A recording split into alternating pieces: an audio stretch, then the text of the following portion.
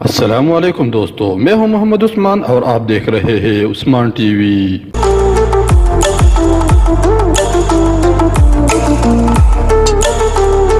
دوستو، جیسا کہ آپ کو پتا ہے کہ نسوار ایک نشاور چیز ہے جسے لوگ منہ میں رکھ کر لطف اندوز ہوتا ہے۔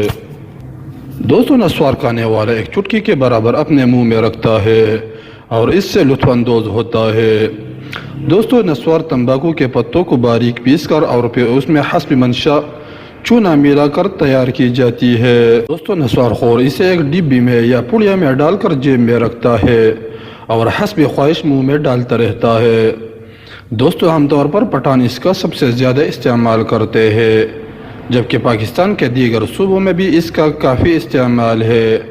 سائنس نے اس کے کافی نقصانات بھی بیان کیے ہیں، تاہم اس کا تذکرہ کسی اور ویڈیو میں کریں گے۔ چلو چلتے ہیں مین ٹاپک کی طرف کہ نسوار کی شروعات کیسے ہوئی۔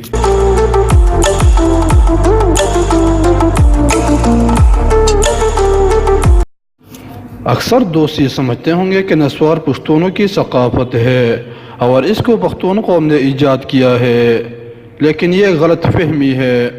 دوستو، نسوار ابتدائی طور پر امریکہ سے شروع ہوئی، جس کا تذکرہ 15ویں صدی کی کتب میں ملتا ہے۔ دوستو، یورپ میں 17ویں صدی سے عام استعمال ہوا اور یورپی ممالک میں سگریٹ نوشی پر پابندی کے باعث حالیہ برسوں میں اضافہ ہوا ہے۔ عام طور پر اس کا استعمال ناک، سانس یا انگلی کے ذریعہ کیا جاتا ہے۔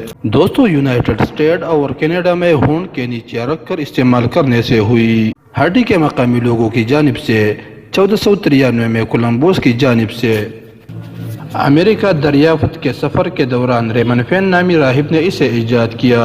اس کے بعد 1561 میں پرتگال میں موجود ایک فرانسیسی سفیر جین ڈی کوٹ اور ان کے بیٹے لیسبون کو ایک بیماری لاحق ہوئی، لیکن کچھ عرصے بعد وہ دونوں شفا یاب ہوئے، تو دونوں یہ خیال کرنے لگے کہ وہ نسوار کی وجہ سے ٹھیک ہوئے اور نسوار کی وجہ سے وہ بیماری ان سے دور ہو گئی۔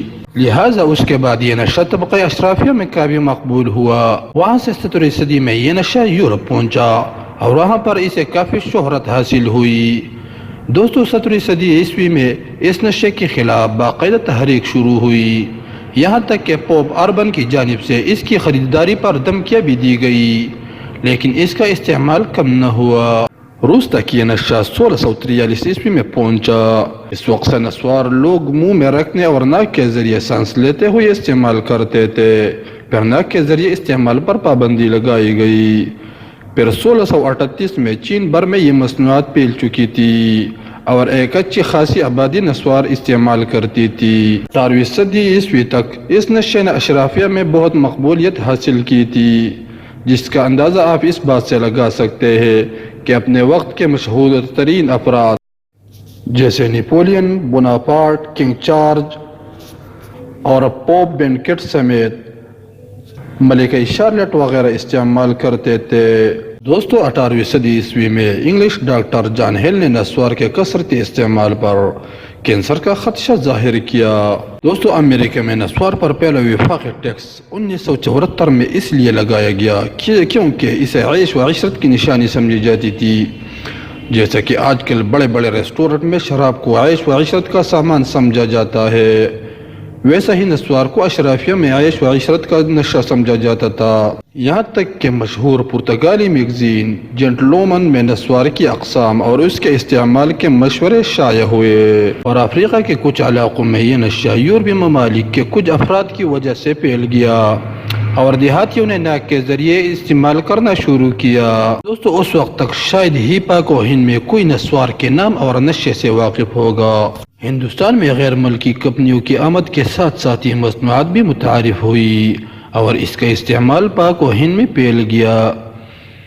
دوستو، نسوار کی موجودہ اقسام میں ہری نسوار اور کالی نسوار کا استعمال عام ہے، جو تمباکو، کوئلے کی راکھ، چونے کی مدد سے بنائی جاتی ہے۔ دوستو، کالی نسوار کے لیے خصوصی تمباکو صوابی سے آتا ہے، جس پر حکومت پاکستان ٹیکس بھی لے لیتی ہے۔ اس لیے یہ کہنا کہ نسوار پختونوں کی ثقافت ہے یہ محض غلط فہمی اور کم آگاہی ہے۔ دوستوں ملتے ہیں نیکسٹ ویڈیو میں۔